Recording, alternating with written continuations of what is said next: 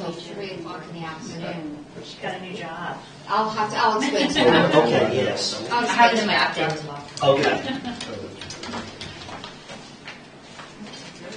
Yep. About it. Yep.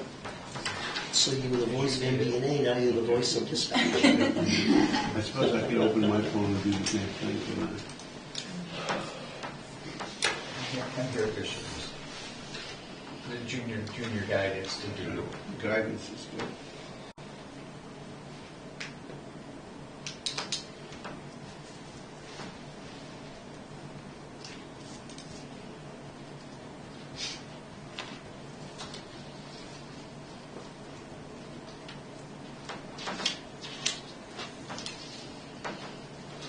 Please start.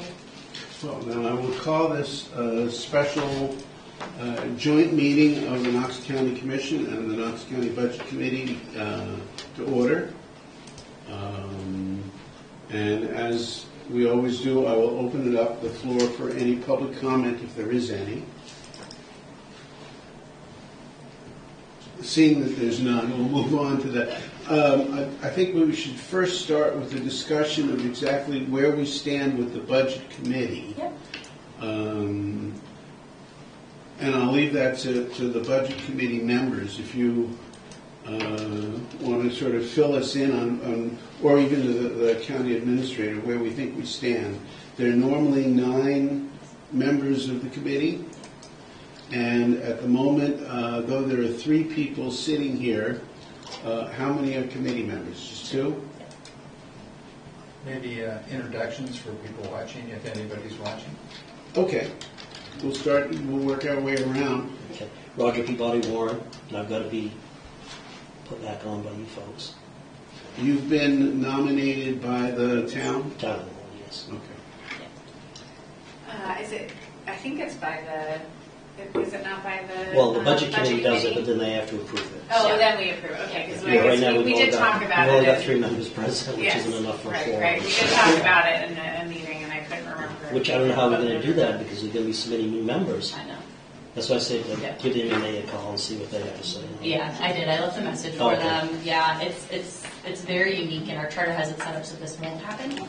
So I'm not sure how it did happen, but Here we are. we'll figure it out. Yeah. I will navigate it, and by August, I'm assuming the August meeting will be when we can appoint the 2 members and hopefully get a Rockport and 2 Rockland nominations from them. So we'll keep spreading that word because we are missing 3 still. But we do have one from Warren, and we do have one from St. George that we need to appoint in when we are able to figure out how to get the quorum for the budget. But of the 9, we only have 3 members at the moment. Is that it? Correct. 2 need to be appointed, and 3 we're waiting on, yes. 3 are on there, and 2 are ready to be appointed. Yes. And then, I'm Morgan Hind. I'll just introduce myself and keep the introductions going. Morgan Hind. I'm a county commissioner for District 2, and I live in Warren. John Montlang, I represent Union, Washington, and Appleton. Doug Erickson, I'm on the budget committee, and I guess in Thomas and St. George or whatever. I don't know at this point. Mark Ratner, Commissioner for District 3, and I live in Camden. and Ed Glazer, District 1, Rockland, and the surrounding towns. Who knows who's in there? Oh, St. George. Yeah. South Thomaston. Okay, so just reiterating, we have 2 active members here of a group that's 9. One who is been nominated but hasn't been voted on either by the committee. We still don't know the mechanism for getting everybody appointed, since there aren't enough members to be a quorum of the membership. But there may be enough members to be a quorum of any group that meets. That's what I'm thinking, yes. Yeah.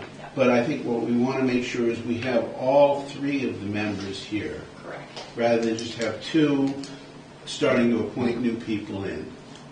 So if we can hopefully in August get all 3 of them here, then maybe we can get the rest of them Yes. sworn in and then Yep. get our numbers up there. Yep. Well, 2 would be a quorum for them, right now? Yes, If they're 3, so. if that's an acceptable way of looking at a quorum. Yep. You know, there are different ways when you meet. Sometimes the quorum has to be of the full membership, and sometimes it can be of a smaller subsection or subgroup of that, which would be just the active members. Yeah. In this case, it seems like it makes sense, even if we're going to go that route, to have all 3 members here do it. Okay. And then I will turn the rest of the meeting over to the county administrator to help guide us through where we stand on the budget.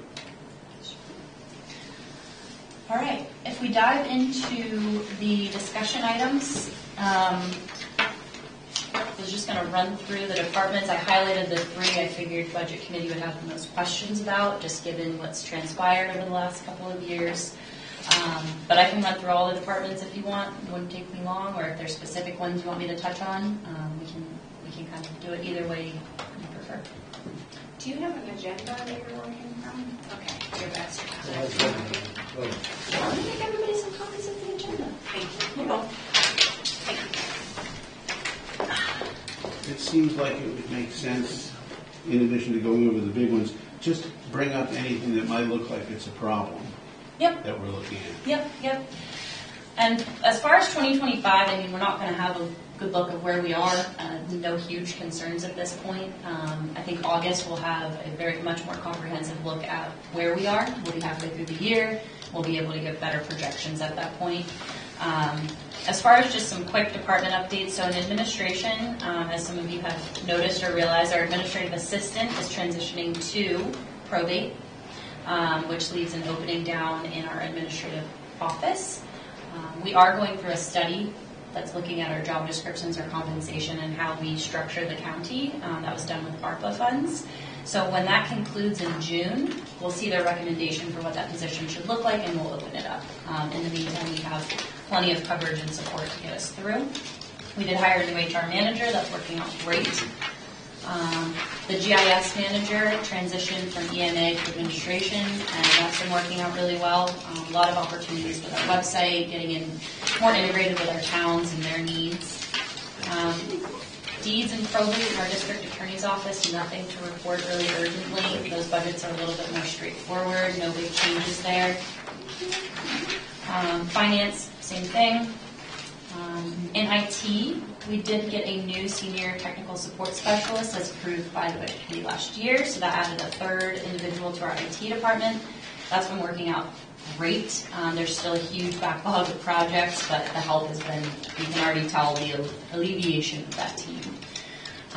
EMA, I'd say the only, and we have our EMA director here as well, but the only thing we've been keeping a close eye on that is the grant funding. Obviously, that's controlled at the federal level, so we're just being mindful, stopping where we can, etc. I don't know if you want to jump in and speak any more to that, but. I'm not wasting much time unless they want me to talk about it. Good. Any concerns with EMA? Okay. Just a quick one, how did I know last fall, it's a big question on what you were going to get for grants or not. How did that end up going? Well, each year, our EMPG grant, which is the EMA grant that pays for 50% of our expenses up to a certain amount, that has been getting chopped back every year. It happened again for this year. Right now, we don't know because everything's at a standstill at the federal level. None of the NOFOs or Notice of Funding Opportunities for the next grants, that one included, have dropped, even though they usually come out earlier in the year. So right now, and this is what I've warned people about on the Budget Committee and the Commission, for the last quarter of this year is the start of the grant year. So the money from the grant we're operating on right now ends at the end of September. Think for a second there. So if we don't get another grant, there will be no funding to be able to apply towards my budget for the last quarter of this calendar year. So that's really the one thing I'm worried about, because Homeland Security grants, they don't meddle with our budgets or anything like that. It's because the EMPG grant is revenue, is how it's in the budget. So if we don't get anything, not gonna be fun, but we don't know yet. Everything's kind of on hold. We just have to wait and see what happens. They pretty much what you expected. Thank you. Okay. The airport, unfortunately, Jacob, well, fortunately for him, he's on vacation. Unfortunately for us, he's not here. I have a couple of quick updates from him. Again, nothing concerning over there. He's actually found us a ton of cost savings. He's dove into our leases. He has an amazing team who's very, very mindful of their budget. Solar is expected to be completed on time by May 11th, which is our deadline. We don't have many concerns about that wrapping up anymore. We do have a airport maintenance worker vacancy. We're interviewing for that right now, but the team is fine. I won't say their slow season, but there's not a ton of mowing and snow removal, so that's fine. The maintenance team actually recently saved us around $30,000 by working together on equipment instead of just putting out to bid for a new piece of equipment. So again, just very mindful over there. We are integrating a better parking system at the airport as well. It's going to be a huge revenue generator that was not accounted for in the beginning of the year. So again, I'm excited to see how the airport ends up at the end of this year. And that's the airport. Have we heard any more about the Homeland Security, or the TSA grant that we had on problems last year? I don't believe we've heard anything on that yet, but I know that I know Jacob and the Sheriff's Office are working very closely together right now around that. Do you know? I don't have any updates. Yeah, so they're probably still in the waiting period. And a big chunk of our funding is federal funding. Yes. Do we know where that stands for the next fiscal year or the end of this year? Yeah, there's not a ton of concern, as I understand it, for any of that around the airport, federal funding or anything with the FAA. Are they not concerned because they're not paying attention, or they're paying attention and they're not concerned? I think they're paying attention. Okay. We're such a unique airport. I think what we have is what we're going to get. Yeah. The FAA isn't under quite the same bullseye as FEMA Right. right now. Different. Right. Yeah. May change. Yeah. Oh, yeah. But oddly enough, some of the federal funding from just about every agency, they're looking at Maine as separate. So, Yeah. good. Over in communications, so our current director is going to be transitioning to a consultant role. We'll work through that. I know there's a lot that's been transpiring in communications. We are going to be keeping our 911, so that's not a concern anymore. We're working on the culture. We've addressed the culture in there, so now we can move past that and really look at that. We have been working with a lot of different agencies to get us through right now. So those projections will probably be better discussed in the August meeting. We don't really know what that's going to look like for that budget at this point. We are trying to be as mindful as we can. I think towards the end of this month, April 27th to be exact, we're going to start scaling back those wages and those individuals that are helping in there as applicable, right? We still need to maintain our staffing, but try to start cutting it back now that we're in a better spot. So just keeping a very close eye on that, but we've planned to provide a little bit more in August to know exactly where that's going to end up. Yeah, I think maybe folks on the budget committee already know this, but we were providing enhanced hourly wages to, I think, what's it called, duty pay or something? Special detail. Special detail pay, thank you. For some of the folks who are stepping up and filling the gaps at the communications center. And so, in case you weren't familiar with us having done that, I think that's what Amber's referring to in terms of the kind of stepping back from those enhanced rates. But it was incredibly helpful to get us through a really tight period in terms of staffing. Are you getting the support of all the communities? Now, I know Rockland was talking about going off on their own, and I think Camden was going to join them, and maybe Rockport. Where does that stand at this point in time? I can answer that. I've been talking to Tom Luttrell, the Rockford city manager, and Tim Miller, the police chief, and Chris Wytalk, and Audra Kaler, and Randy Gagnon, and Chris Riley, all the people and all the, and basically, they prepared that in case we weren't able to get through this tight period. But we were able to, and we basically talk to them every single week, so they know that they're going to be able to scale back and not go in that direction. So they're pretty much all set with that. And even though it would cost us some money for the extra wages, in the long term, it will be much cheaper to the citizens of Knox County to have one call center that's fully staffed and is doing 911 instead of a bunch of multiple call centers. So we'll see some increased costs now, but it will save us money in the long term. And we seem to have gotten by the tough part. There are a lot of people in the hopper for joining the call center and staffing up. So we think we're in good shape, and they know that they don't believe they're going to have to make those changes. And I've talked to them on a regular basis all the way through the process. Good, thank you. And I think that the biggest takeaway from that is everybody agrees that it's safer for all citizens in Knox County to have it in one center. And I think at the end of the day, everybody understands that. So to Mark's point, as long as we can show that we're able to keep the center, which I think we're getting to that point, we're going to have the support. And yeah, we kept those towns very, very well included. So I feel like we're in a much better place with them. Good. When Amber and I met with Tom Luttrell, and he said at the time when we still weren't sure if we were going to be able to get the staffing, because staffing in all agencies is really difficult, but I think we've gotten past the hump. But he said he's prepared for it, he doesn't want to do it, and he was relieved when I told him I think we've made the jump to where we're going to need to go. He was very relieved about that and happy about that. So I think we're good. Nothing is guaranteed in this world these days, but I think we're good. Right.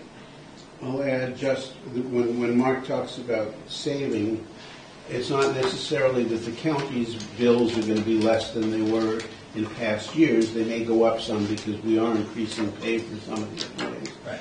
But if you divide it all up into different towns, where Rockland is paying something like $270,000 for their service, and if they tried to replicate what we're doing in terms of hours worked and equipment, it would cost those citizens at least $1 million.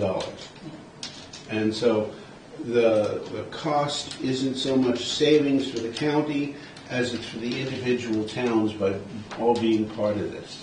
And through them, the individual citizens of Right. Knox County. Yeah. And that's the important part. So it saves money because of the way we're doing it, not necessarily because of what we're going to have to do to keep it going. Okay.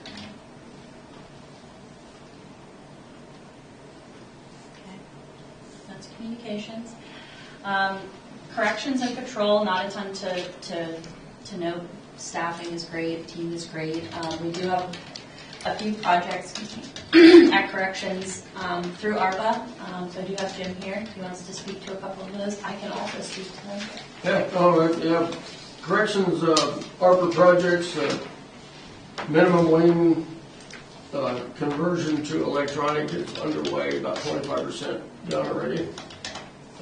Should be projected to be done July, August. Backyard fencing started this week. Ground's still a little soggy. They ran into some problems. Their lifts are sinking, but it's still probably a 5 or 6 week project. So we do one rec yard at each time so that we still have their evac situation and all that. Over there, the door project, the door ARPA project was kind of approved a long time ago.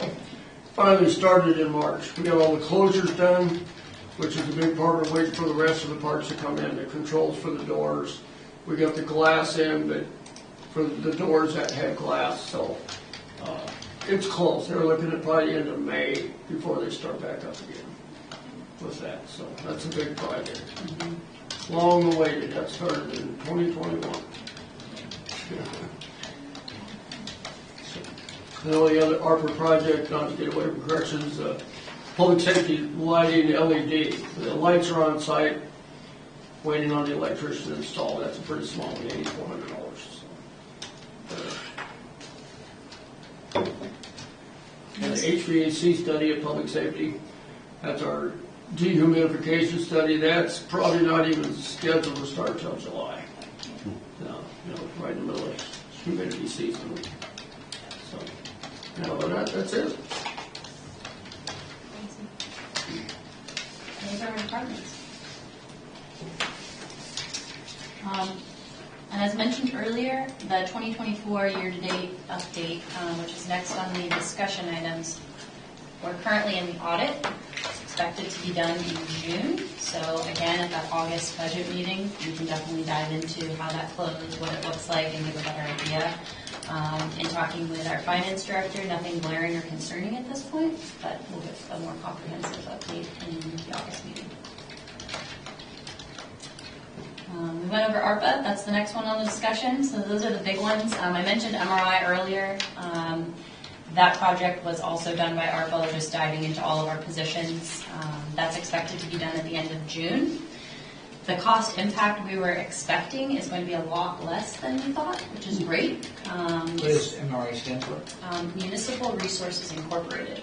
So they specify in county, municipal, and state government positions. So it makes it very niche.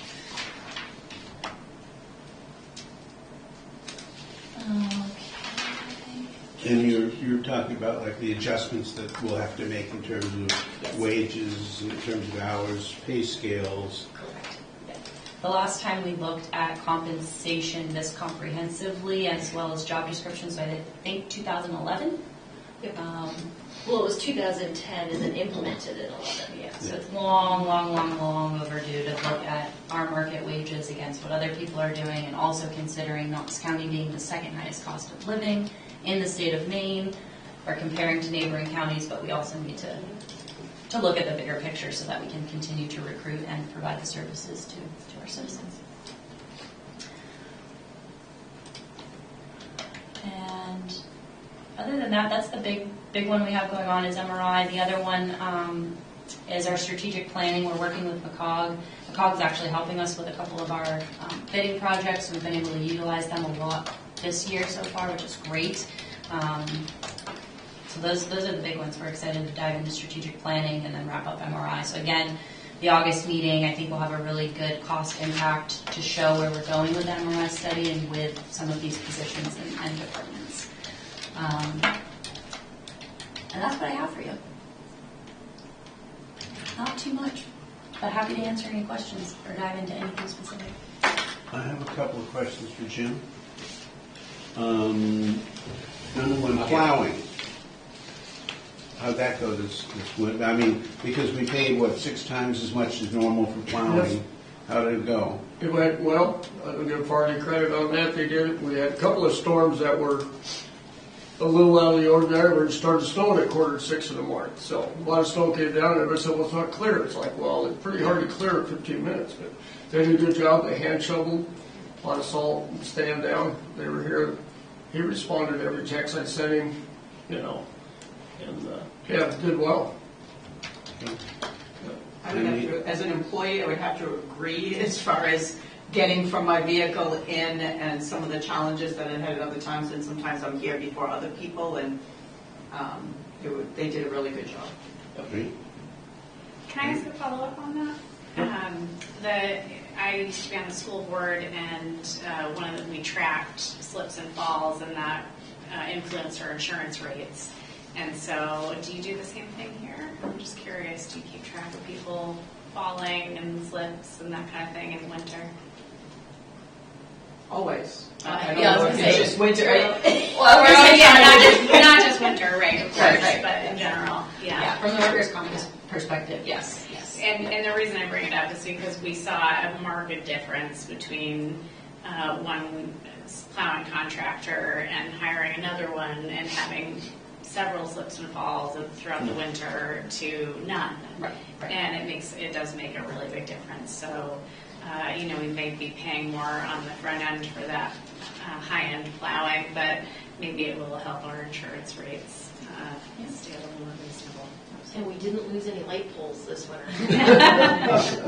Well, it's especially good for morale, even though that's not a cost savings. When you're able to arrive to work, especially when you're getting there at 5 a.m. for your 12-hour shift, and it's just clear, and you don't have to worry about that. I mean, that's really important, and that was not happening in the past. So it's a huge piece of it. And my other question was, what the heck did you do to the fence on the side of the courthouse? That's what the tree fell on. Are you just mad or something? No. That tree fell on it right before we paid them to cut down. So the fence is ordered. In fact, that's funny because it'll be in tomorrow. I ordered the replacement fence, so that'll be hauled away next week.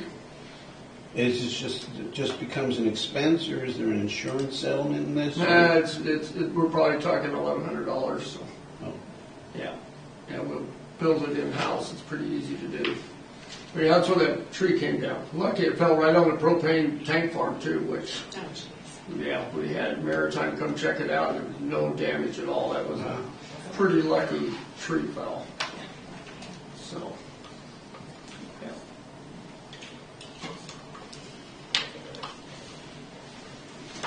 Any other questions, comments, concerns?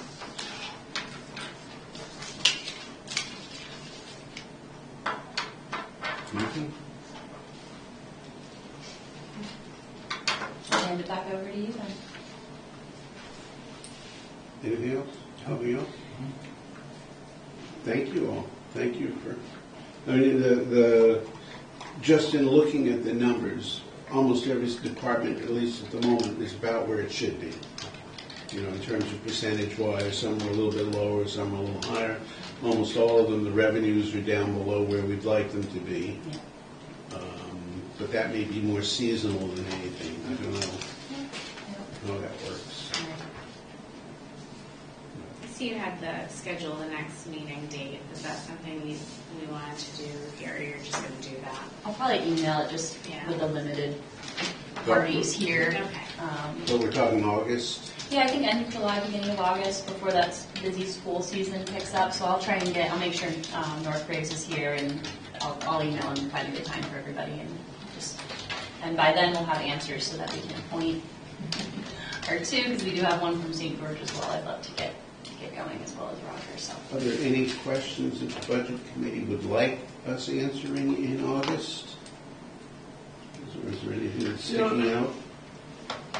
I sit on the Budget Committee in Thomaston, and like all towns, we're struggling with our taxes going up. And one of the issues that we really have is this market adjustments. And we get that. And to hire personnel, you've got to make it inviting for them to come. But on the same token, the concern that we have is that if Thomaston raises its police, for instance, an example, raises their police wages, that means that next town has got to catch up. And so we get into a little bit of a bidding war, and that drives up expenses. And the Budget Committee in Thomaston is now going to sit down and spend a year looking for ways of either cost sharing or maybe saving money where we can, or looking at our investments and so forth. My hope is that we don't rely too heavily on this adjustments as we go forward, because I know in Thomaston, for instance, our taxes are going to go up 14% total with everything in it. And I can imagine what Rockland's going to be and some of the other communities are. And to me, 5 years, your taxes double. And we need to take a hard and fast look at that somehow. And I don't know how we attack it, but we can't wait to the last minute to think about that. I'm just throwing that out for people to think about as we go forward. I know the sheriff and I have talked about that quite a bit, because it does get into a bidding war. You're absolutely right. One raises, and then everybody has to raise to get it, and the candidate pool around here is so limited. So people are my help, for instance, the sheriff. I'm hearing grumbling, or not grumblings, but talks of other towns may start using the sheriff's department. And I know Thomaston's not talking about that. One of the big issues that we have is the fact that the communication center was sort of on the dying ropes here, but that's changed. So my hope is that we can generate some income from towns and also save the town some money if we share. And I think somehow we need to push that. Yep. I can say one thing. Chris Rector's your select board chair, right? Sorry?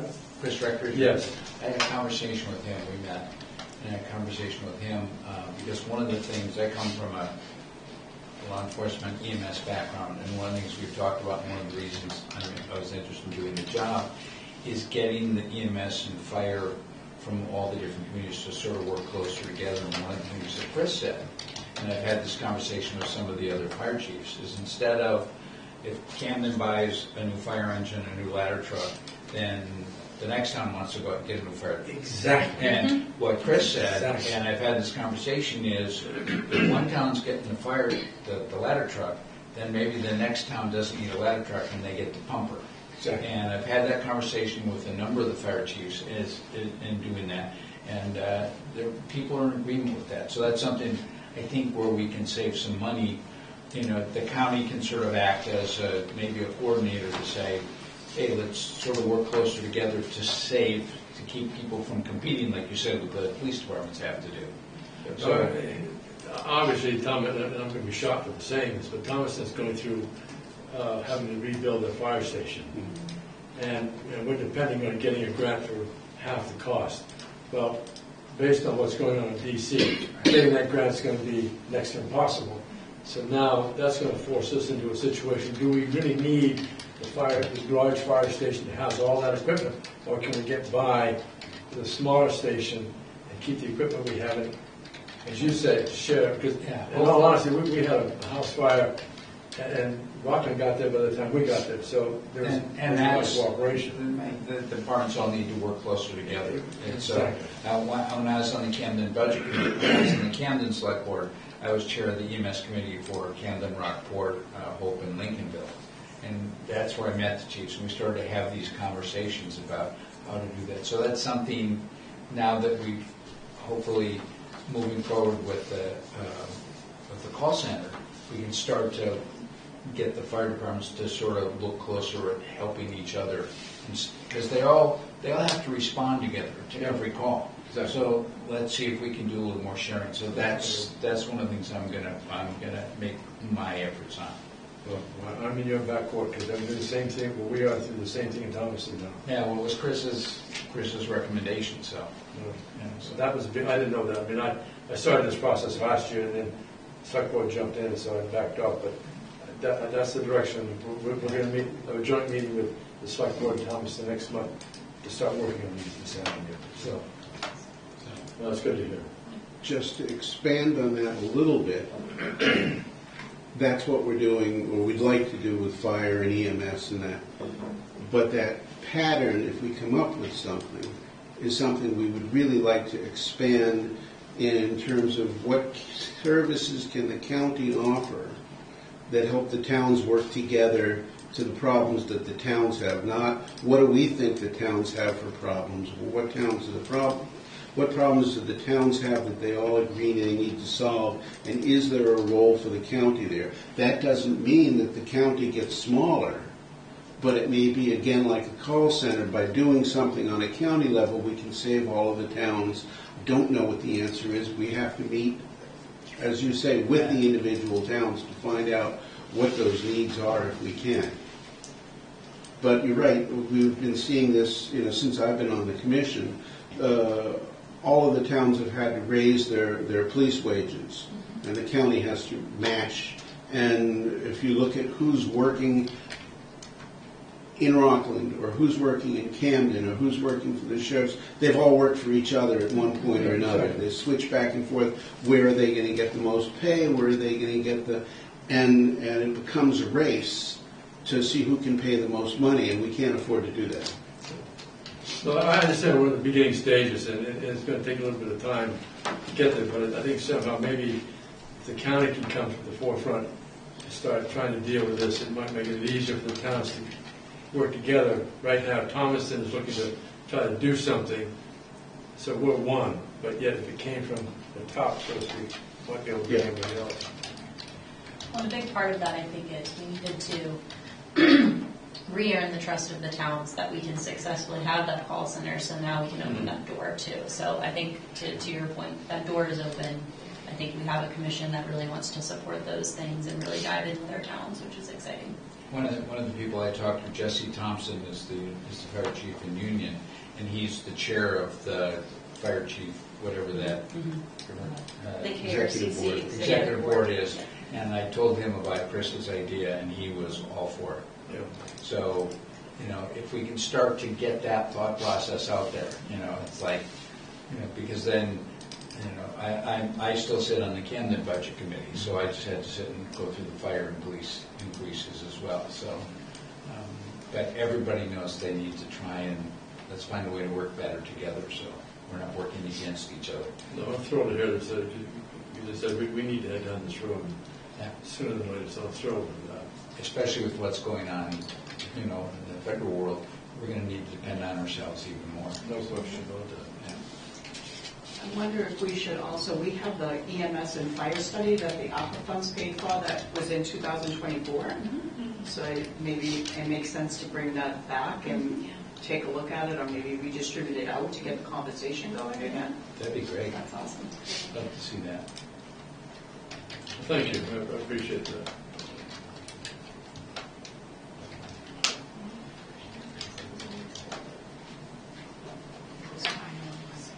Anything else? Does anybody have anything else?